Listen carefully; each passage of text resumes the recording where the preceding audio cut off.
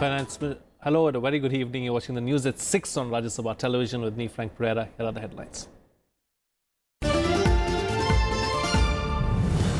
Finance Minister Arun Jaitley allays fears on the Indian economy. He says India has been the fastest growing economy for the last 3 years and government has a plan to sustain the growth momentum.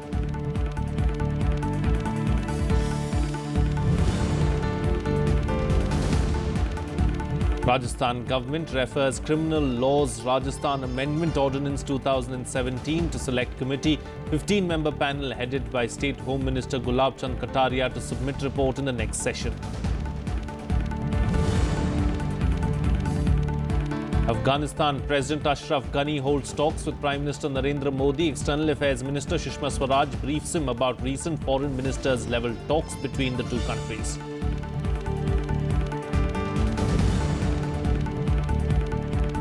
And Communist Party of China endorses second 5-year term for President Xi Jinping. Party's 19th National Congress amends constitution to include Xi's ideology of socialism with Chinese characteristics. Addressing fears of slowdown, Finance Minister Arun Jaitley today asserted that India has been the fastest growing major economy for the last 3 years and that the government has its plans in place to sustain high growth in the coming years. Addressing a press conference in New Delhi on the state of the economy, Jaitley said that the Indian economy is on a strong wicket with sound macroeconomic fundamentals. He also said that major reforms may bring minor hiccups, but they will prove to be far more beneficial in the long term. In a presentation at the briefing, Economic Affairs Secretary S.C. Garg said inflation had consistently come since 2014 and will not cross 4% this fiscal. In his presentation, Finance Secretary Ashok Lavasa said total government expenditure so far this fiscal has been 11.47 lakh crore rupees out of 21.46 lakh crore rupees budgeted for this financial year. पिछले 3 वर्षों से लगातार हिंदुस्तान दुनिया की सबसे तेजी से बढ़ने वाली बड़ी अर्थव्यवस्था रही है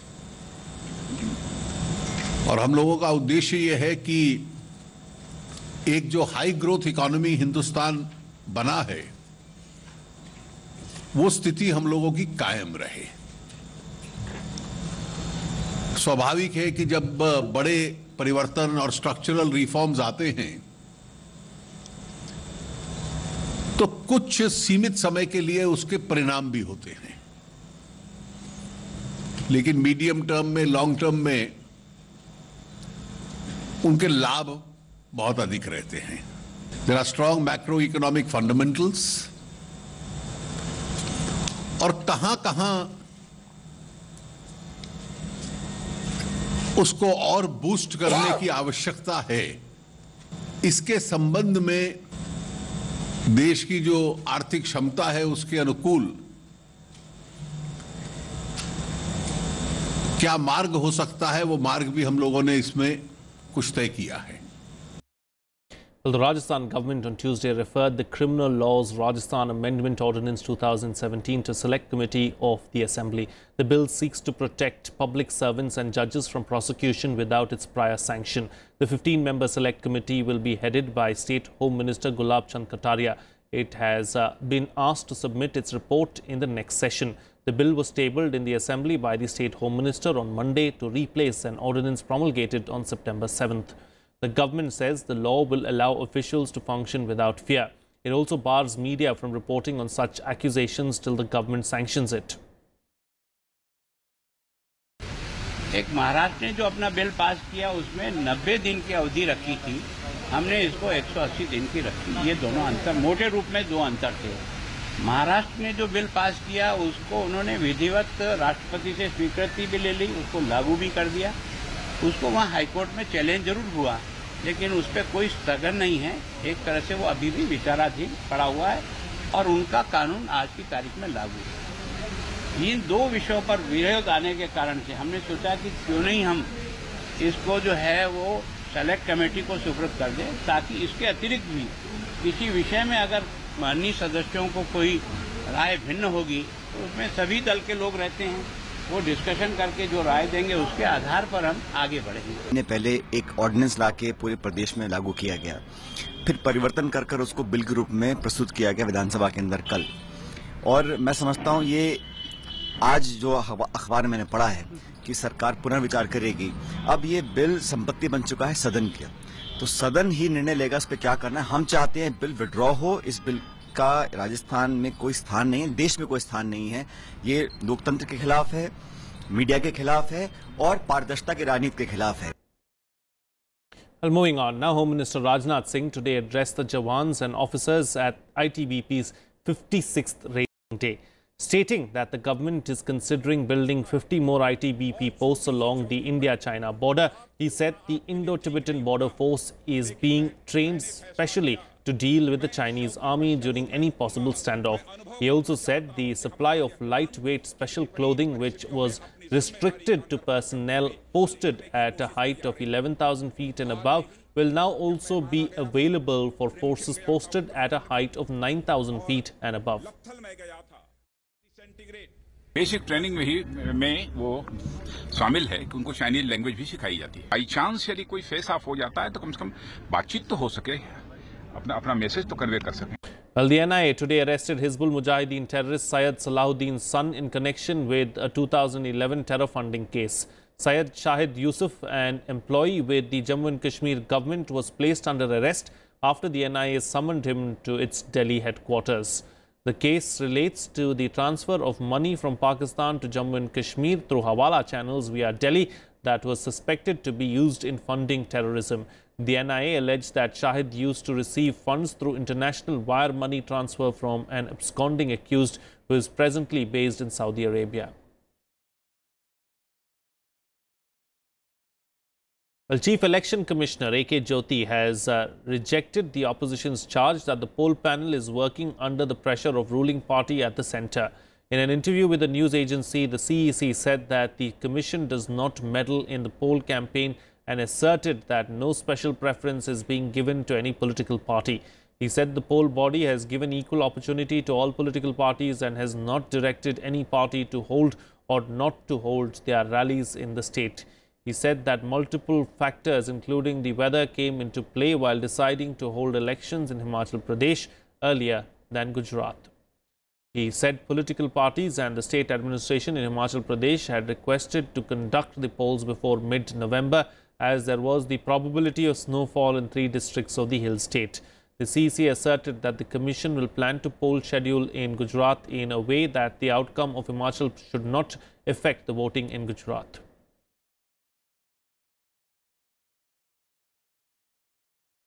Afghanistan President Ashraf Ghani met Prime Minister Narendra Modi in New Delhi on Tuesday to strengthen bilateral, strategic defence and economic ties between the two countries.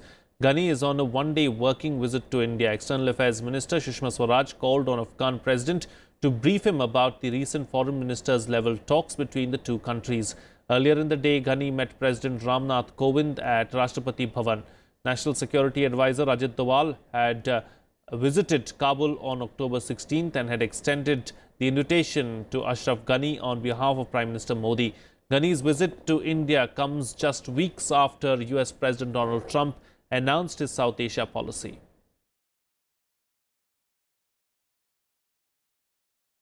Well, US Secretary of State Rex Tillerson is expected to deliver a blunt message to his Pakistani hosts about cracking down on safe havens of terror during his maiden visit to Pakistan today. Ahead of the visit, Rex Tillerson made an unscheduled visit to Afghanistan on Monday, insisting there that Islamabad must step up action against terrorist groups that have found safe havens within its borders.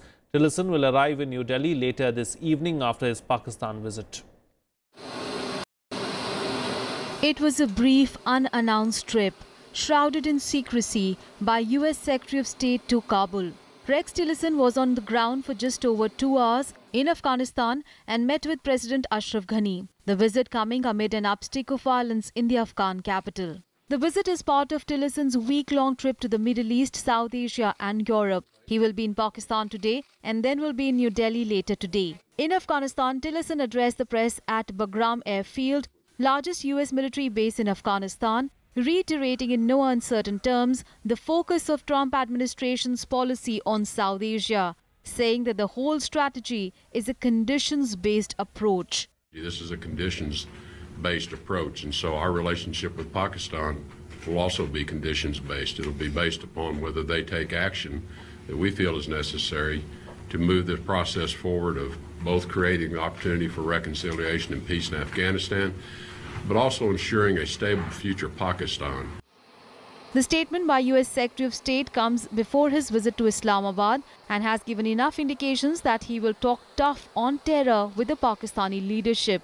Earlier in August, US President Donald Trump had unveiled his Afghanistan and South Asia policy, in which he had hit out at Pakistan for providing safe havens to the agents of chaos and had warned Islamabad that it has much to lose by harboring terrorists.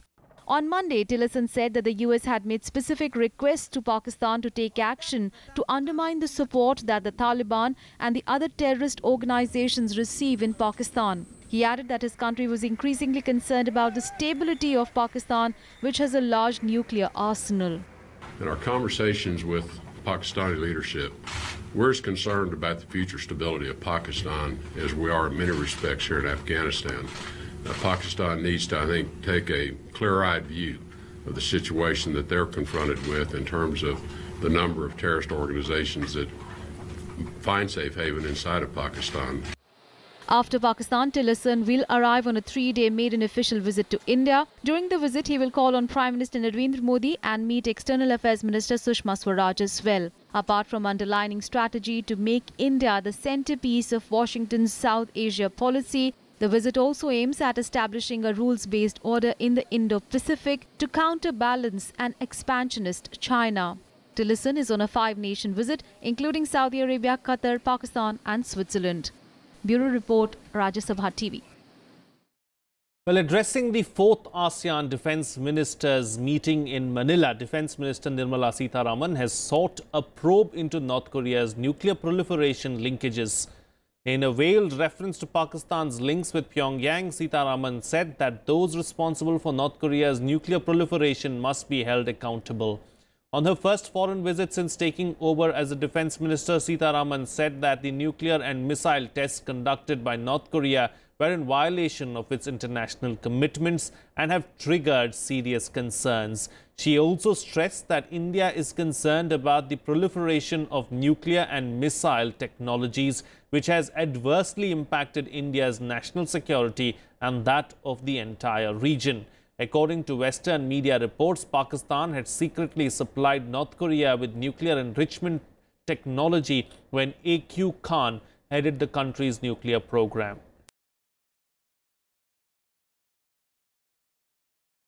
Well, opposition leaders today decided to observe the first anniversary of demonetization as a black day across the country. An opposition coordination committee of 18 political parties took the decision today. They included the Congress, TMC, SP, BSP, DMK, Left and Breakaway, JDU faction, among others.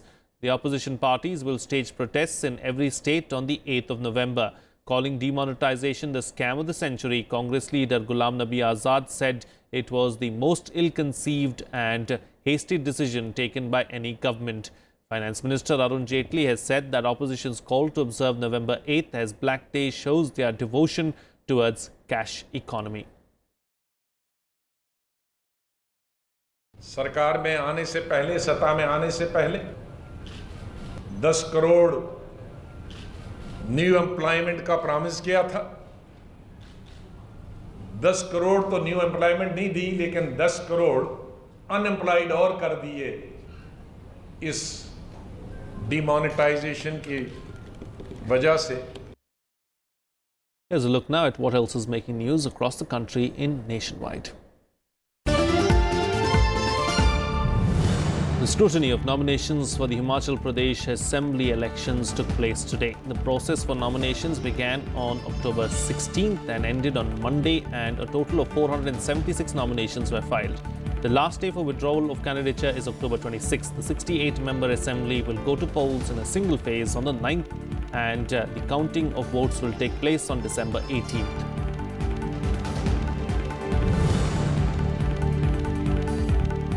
The Supreme Court today ordered demolition of the parking lot around Taj Mahal. The apex court noted that as per the Archaeological Survey of India, the parking lot could be an environmental hazard.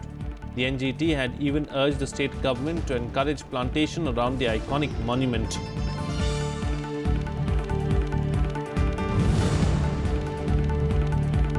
The government today waived off the penalty on delayed filing of initial GST returns for the months of August and September. In a tweet, Finance Minister Arun Jaitley said that the decision to waive off late fee on filing of GSTR3B for the previous 2 months has been taken in to facilitate taxpayers. He said the late fee, which has been already charged to businesses, will be credited back to taxpayers' accounts. The government had earlier waived the late fee for delayed filing of the maiden returns for the month of July under the GST regime. It's time for a short break now, but news and updates will continue on the other side. Stay tuned, we'll be right back.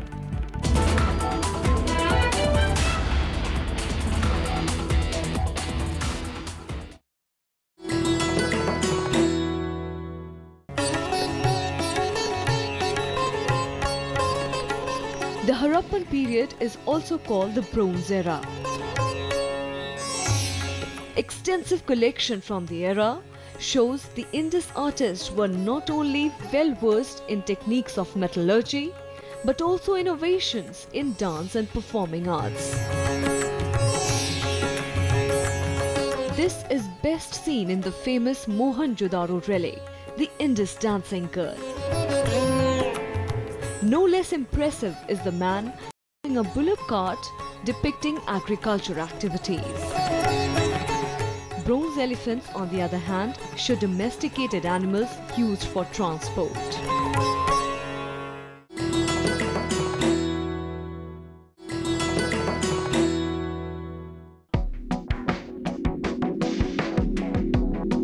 Jade was popular during Mughal era and gained prominence during Akbar's rule in 15th and 16th century. It came all the way from Iran and Central Asia in attractive colors. The royalty had a unique use for it, since jade changed color when it came in contact with arsenic. They started utensils like plates, jars, bowls, and even hookah with it, and thereby avoided getting poisoned by rivals.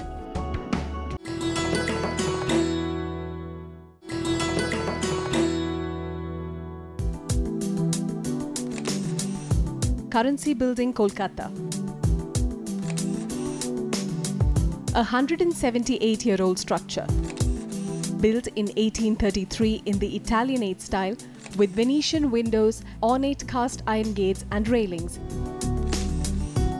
The central hall of this building gets light through the sunlight overtoppings in the large domes. This beautiful building was originally the Agra Bank, and then it became the Office of Issue and Exchange of Government Paper Currency.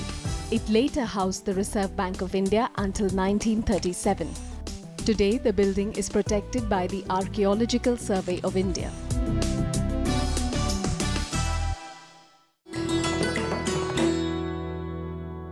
हम हैं आज लुधियाना में, यानी साहिर लुधियानवी का लुधियाना। मैं पल दो पल का शायर हूँ। कभी कभी मेरे दिल में ख्याल आता है कि जिंदगी तेरी जुल्फों की नर्म छाँव में गुजरने पाती तो शादाब। उनकी नजर, उनका शहर और उस शहर में हमारा सफर।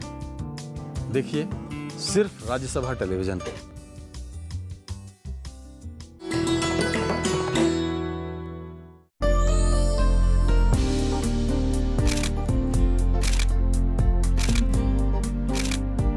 चिल्का, दुनिया की दूसरी सबसे बड़ी समुद्री झील। ओडिशा में पुरी से करीब 50 किलोमीटर दूर। सूर्योदय और सूर्यास्त के वक्त यहाँ होता है बेहद खूबसूरत नजारा। इसीलिए संयुक्त राष्ट्र विश्व पर्यटन संगठन ने इसे डेस्टिनेशन फ्लाई वे के नाम से पुकारा। 1100 वर्ग किलोमीटर इलाके में फैली चिल्का है लाखों प्रवासी पक्षियों का बसेरा। इसके खारे पानी में रहती हैं 225 तरह की मछलियां, हजारों जलीय वनस्पति और जीव जंतुओं की 800 से ज्यादा प्रजातियां।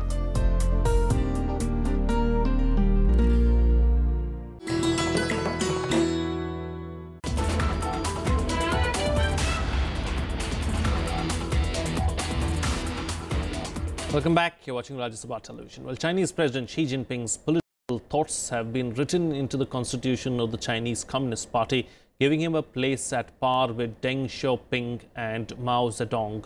The amendments to the party charter were passed unanimously by some 2,300 delegates present at the 5-yearly meeting. Here are the details. The Communist Party of China has endorsed a second 5-year term for President Xi Jinping at the closing of its 19th National Congress. The party has also amended its constitution to enshrine Xi's name and ideology of socialism with Chinese characteristics for a new era as one of its guiding principles. The move has elevated Xi Jinping at par with party founder Mao Zedong and his successor Deng Xiaoping. 这次大会 做出的各项决策部署，取得的各项成果，必将对决胜全面建成小康社会。 The amendments to the party's constitution also included the party's absolute leadership over the military, fight against corruption, Xi's Belt and Road Development Initiative, and conferring the decisive role of market forces in resource allocation. In a report delivered to the CPC, Chinese President Xi Jinping said that preventing and diffusing financial risks are top priority in building a moderately prosperous society. 我理解这里边最主要的就是金融风险。这个总书记最近这5年在历史关于经济工作的决策部署当中都把防范风险这个作为一个重要内容来讲时刻在提醒。 At the closing session of the week-long event, the Communist Party of China has elected the 19th CPC Central Committee to lead the party for the coming 5 years. Elected by 2,336 delegates, the new CPC Central Committee includes 204 members and 172 alternate members.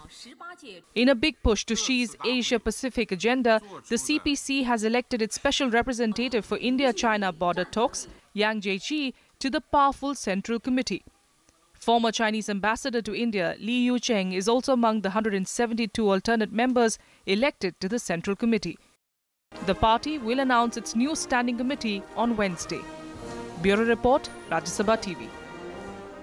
Well, the United Nations Security Council will vote on Tuesday on whether to extend an international investigation of chemical weapons attacks in Syria. Members of the Council will vote on a draft resolution that would allow the joint UN Organization for Prohibition of Chemical Weapons panel to continue for another year on its work of identifying who is behind toxic gas attacks in Syria's 6-year war. Its mandate ends on November 18th. The measure is facing a possible veto from Russia, which wants to first see a report due on Thursday on a sarin gas attack in Khan Sheikhun before deciding on the fate of the inquiry. Russia is also critical of the methodologies of both investigations. More than 80 people were killed in a gas attack on April 4th, allegedly conducted by Syria's Air Force.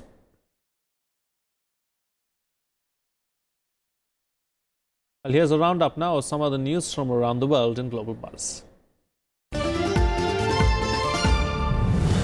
The foster father of the missing 3-year-old Indian girl in the United States was arrested and charged with first-degree felony injury to a child. This comes a day after the body of the small child was found in a culvert less than a kilometer away from the family's home. Texas police said Wesley Matthews was arrested after he changed his story about his adoptive daughter Sharon's disappearance. South Korea's foreign minister said that North Korea's nuclear activities were the most serious threat to the security of the international community. Kang Kyung-hwa made the comments in Paris after a 3-hour meeting with her French counterpart Jean-Yves Le Drian, who described the state's nuclear capacity as a serious breach of the Non-Proliferation Treaty.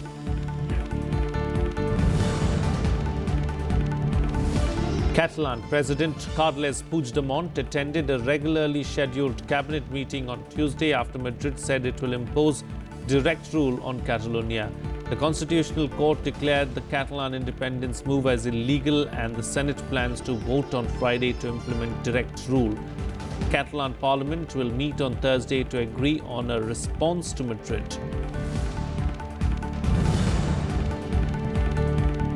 Hong Kong's highest court granted bail to two pro-democracy activists Joshua Wong and Nathan Law, pending an appeal over their jail terms for unlawful assembly linked to the city's mass pro-democracy protests in 2014. Hong Kong's appeals court jailed Wong, Law and Alex Chow, leaders of the Chinese-ruled city's democracy movement, in August. They were granted bail at the Court of Final Appeal until November 7th.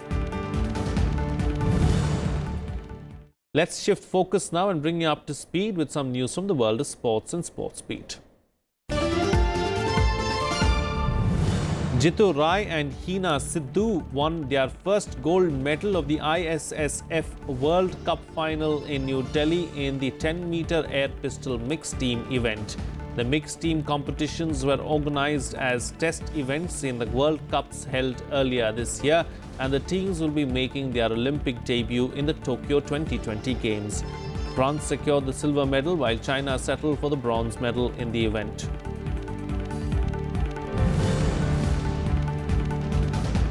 In tennis, Germany's Philipp Kohlschreiber and Alexander Zverev advanced to the second round of the Erste Bank Open in Vienna on Monday. Kohlschreiber beat American John Isner 7-6, 6-4, while Zverev beat Serbia's Viktor Troicki 6-3, 3-6, 6-4.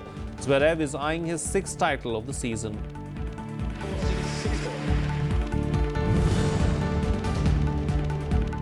Cristiano Ronaldo won the FIFA Male Player of the Year award for a second straight year, beating his regular rivals Lionel Messi and Neymar at the ceremony in London. The four-time Ballon d'Or winner and Real Madrid's Portugal striker helped Real to a Champions League La Liga double in 2016-17. Laker Martins of Barcelona and Netherlands won the Best Female Player, while Real Madrid's Zinedine Zidane was adjudicated the Best Male Coach and Netherlands' Serena Wiegman the Best Female Coach.